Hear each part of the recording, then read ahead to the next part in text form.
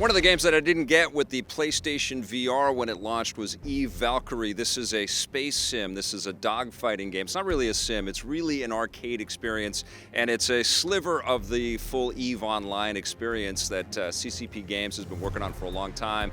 This is all about getting into player versus player dogfights in outer space, and you're sometimes, racing around inside of asteroid belts or facing off with two giant capital ships, and you're trying to protect one and destroy the other one. Meanwhile, you've got varying degrees of ability on your opposing team trying to take you out with an assortment of different fighter class ships, and each of them has different weapons. You can augment, you can add new shields and customize your ships with paint jobs and skins and all kinds of stuff, giving a sense of ownership to each player that enters the EVE Valkyrie arena. It's a little bit of a thin experience, I will definitely say that. It feels, not unlike the taste of dogfighting that we got in Star Wars Battlefront, but the VR effects in this game are not to be missed. This was the game that I was looking forward to the most.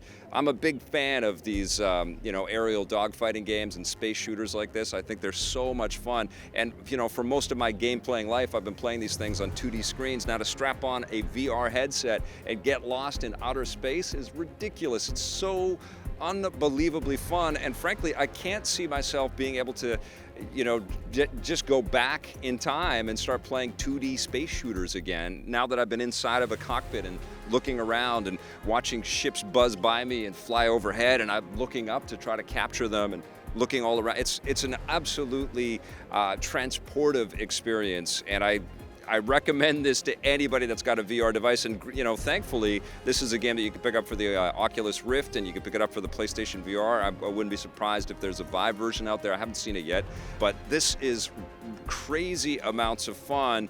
There are a lot of in-game purchases, basically to give you currency to buy all kinds of stuff from the store, to augment your pilot and to give you new abilities and make it faster for you to target, make your ship look cooler, get some cooler weapons and all that stuff. You don't have to do that. You can grind your way through the game, get a lot of in-game currency, and level up your XP, and you will get access to all of that stuff. But be prepared to be taken down a lot. There are experienced pilots out there that will show you no mercy and destroy you, and it does get a bit frustrating, but then all you got to do is just chill and breathe and relax and float around in outer space and go through the boosts, warps, and try to take down a capital ship from the inside out, just like Return of the Jedi, and it's so crazy fun.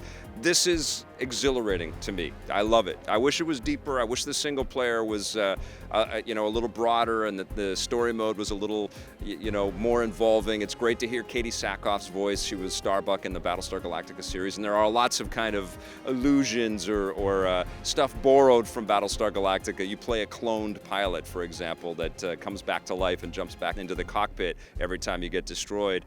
Very analogous to the Cylons from VSG.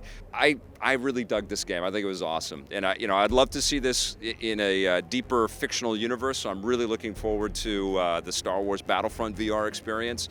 But I would love a full-on story-based thing where you're maybe able to jump from land-based vehicles or sort of giant mech tanks or something like that, and also get into outer space. I know that kind of content is coming to VR. It just is a natural fit. This is a great first step in that direction, and I highly recommend it. Even at the full price, it's expensive. It's one of these full prices, like $80 in Canada, and it's probably like $60 in the US. It's not cheap, but it's if you are a fan of space shooters like what you got out of Battlefront, if you've got you love the old X-Wing on PC, or you dug Crimson Skies on the original Xbox, you're gonna love EVE Valkyrie. I'm gonna give it an 8.5 out of 10. Hey, thanks for checking out that video on our EPN channel. It's just one small part of the things that we make around here. So if you liked it, don't forget to check out some of our other vids and hit that subscribe button.